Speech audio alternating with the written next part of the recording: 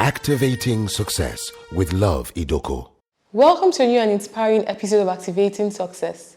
Today is a great day. Get excited about your life. It is possible to be whoever you want to be. Don't go away, stay right there. We'll be right back. Activating Success with Love Idoko. Inspiring.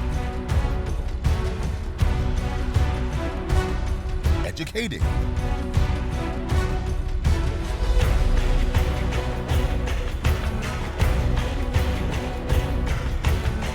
Empowering and creating successes.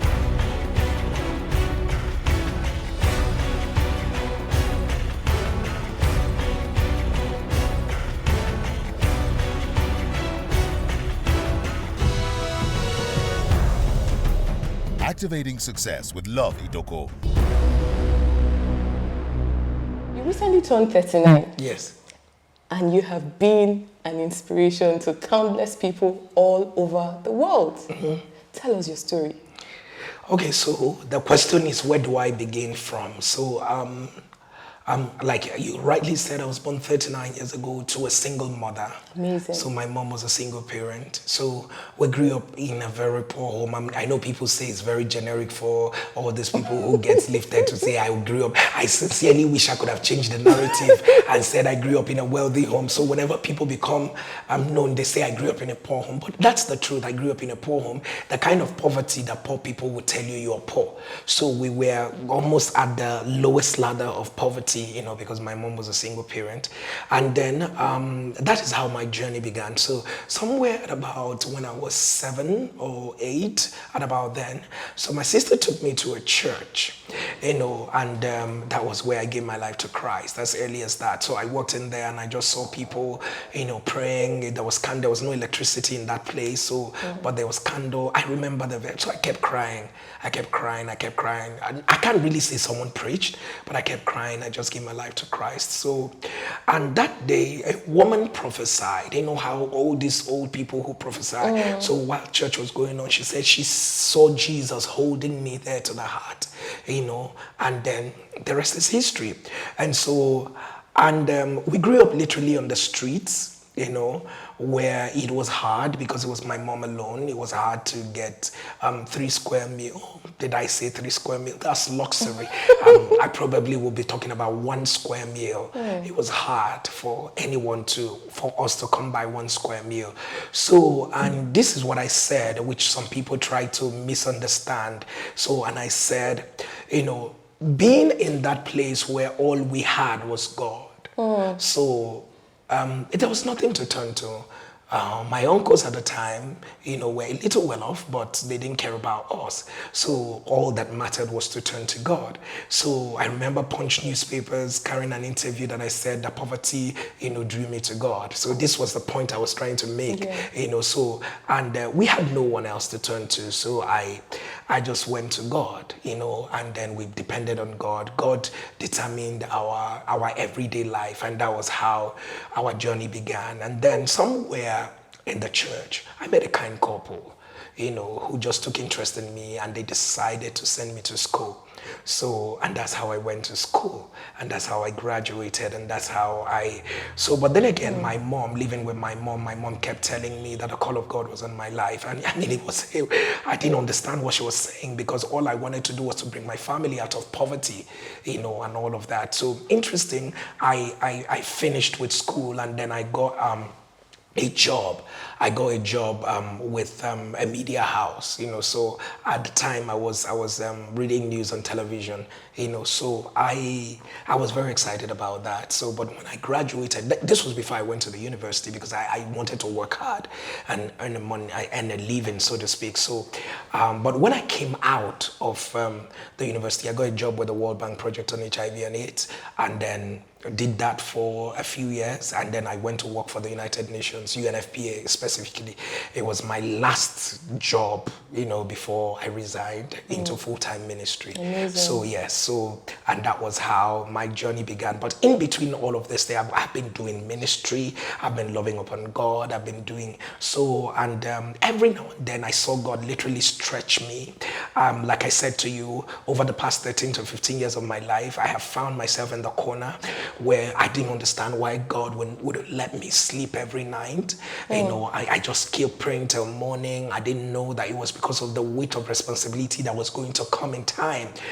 So it generally began to stretch me. And I was tucked away in one little very calm city, called Umuahia, Abia State. So I usually would describe it for people because people don't know where it is. So I usually tell them that if you get to the end of Nigeria, you turn left. That's actually where it is. So that was where I was.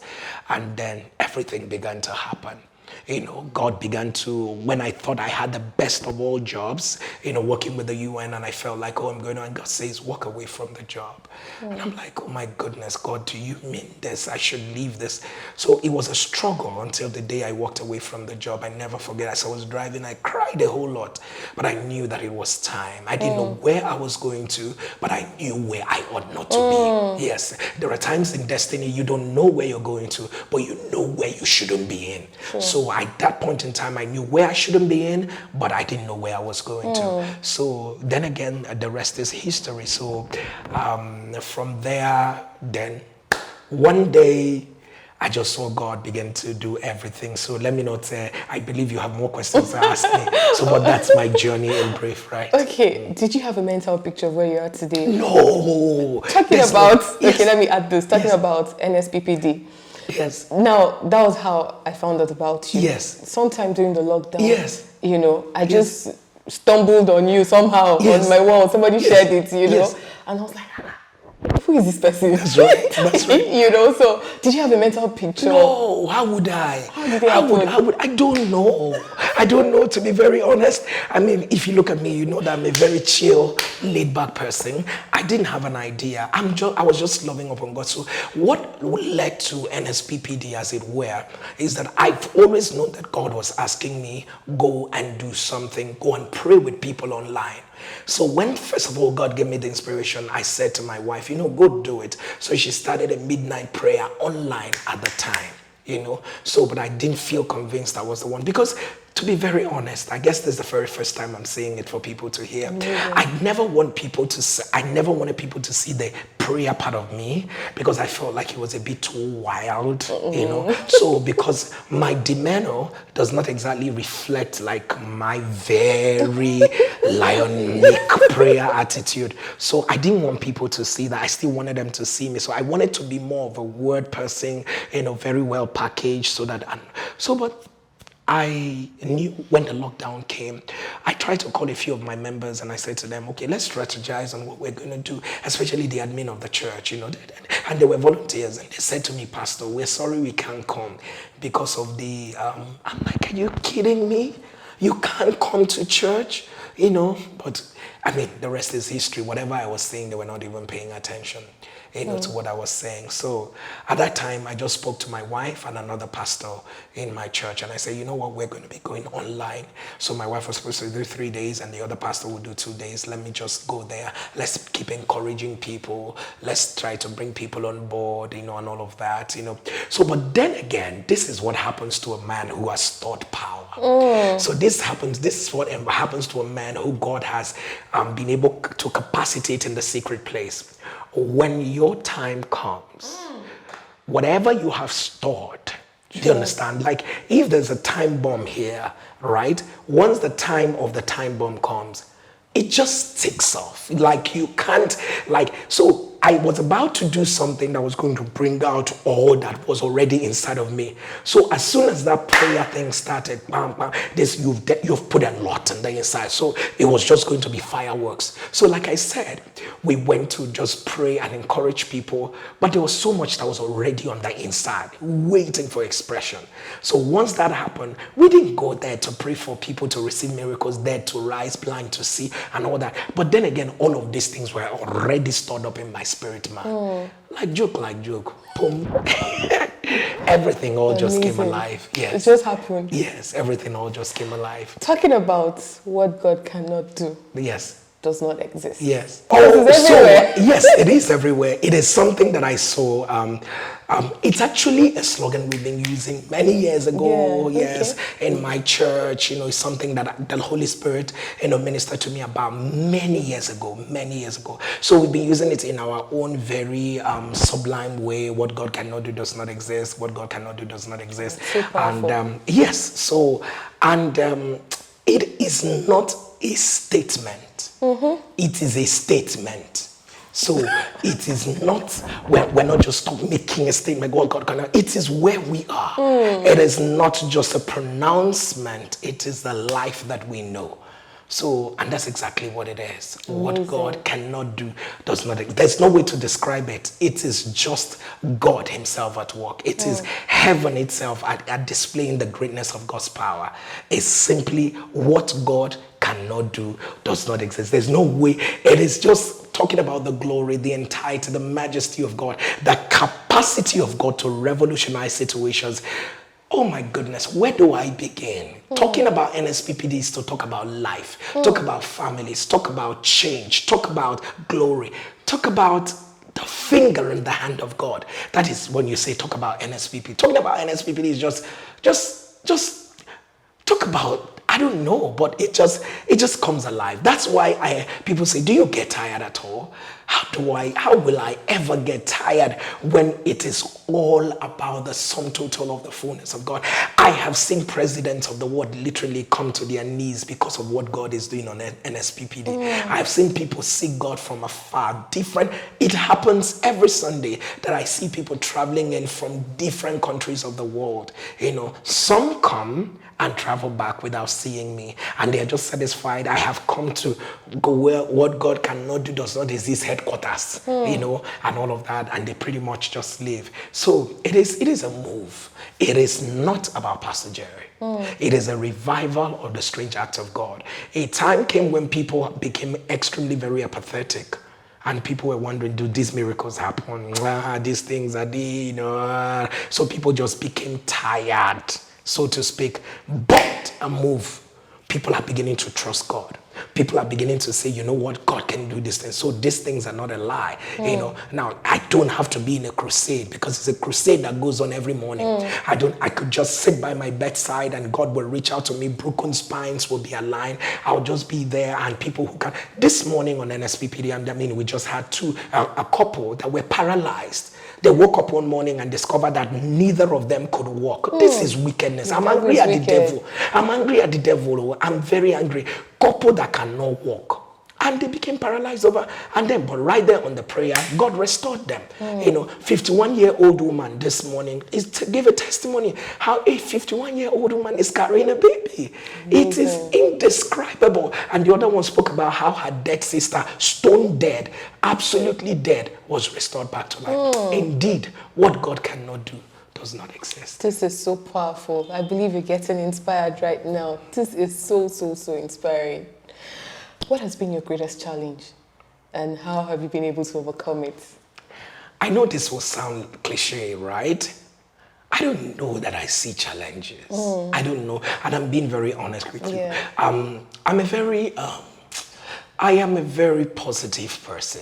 I don't like people telling me about breakdowns. I always make something out of it. So right now, I don't know what is my challenge, what I could describe as a challenge, because challenge is something that you consider a little militating against where you're going to. So I do not see challenges. If anything has been challenging right now, is that I've lost the life I used to know. So like I was telling my PA this morning,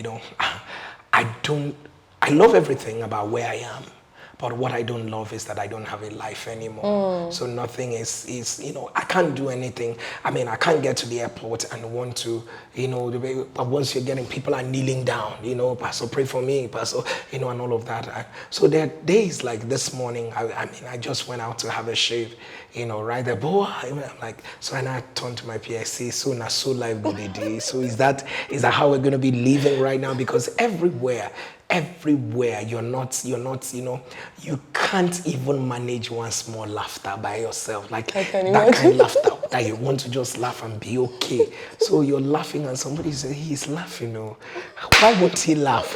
That kind of thing. So that's the only challenge. But if it is as in the devil is fighting, I know the devil is not happy with me. If I'm the devil, I won't even be happy with me. Do you understand what I'm saying? I know he's not happy with me. That one is not a challenge.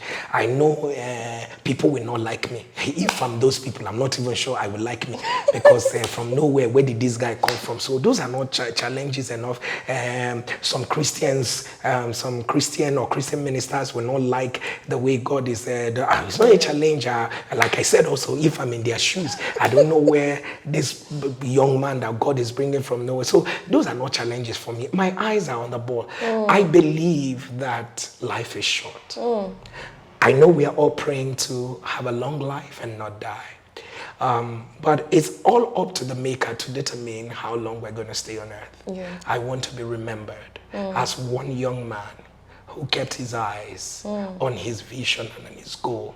No matter how imperfect the journey was, but he kept his eyes on his vision and his goal, gave it his all, and died at his duty post. That is what I want to live for. Amazing, amazing, amazing. What is your most urgent and pressing message to a young Nigerian watching you? Never live your life without understanding that you have a mandate to fulfill. Please, to every young Nigerian who is listening to me, it's urgent like life. It's urgent like life and death. You have a mandate to fulfill. And there are destinies tied to you. And may you say on the day of your death that you died empty. That you didn't die understanding there were visions and dreams stored up in your spirit, or in your body, or in your soul, as it were, that you were not able to let out. But you must understand that there is a mandate on your life. And when people understand that they are running with a mandate, they act like if they don't fulfill it now, something is going to go wrong. So to every young Nigerian, you must understand there's a mandate. We must fix this nation. We must make it work. Nobody will do it for us. We will be the ones to do it. Amazing. Finally, for someone watching you right now who is confused about life, who is frustrated, in Nigeria right now, every day you wake up to bad news. What word of encouragement do you have to such a person? The truth of the matter is that Jesus didn't resurrect until he died. I do not think that bad news is a sign that things are getting destroyed. It's a sign that some change makers are rising. If there was never a COVID, maybe my name will never be as loud as it is. True. Right? So, and I do know there's another Jerry Eze in one corner. Will he take responsibility? Will he understand that there's a solution that is stored up in his spirit man? Will he dare to try? Will he get out of the box? Will he be bold enough to confront the situation? And so this is how we can be part of the change cycle. So you don't sit down and just say to yourself, oh, things are just spoiling, I don't even know. Can I take ownership? Can I be responsible? Can I say, you know what? I can even be part of this change cycle to make things work and all that. So when it is getting worse, there are change makers who their season of manifestation has come. All they just need to do is just to step out and be all that God wants them to be. Amazing. Thank you so much for being here today. My pleasure. Thank you so much. I hope you have been so inspired. No matter what you're going through right now, always remember that you can change your story. Your life starts with a decision. The day you make a decision about your life, that day your world will change. Get up now and do something positive with your life. Join us same time next week. Thank you. Activating success with Love Idoko.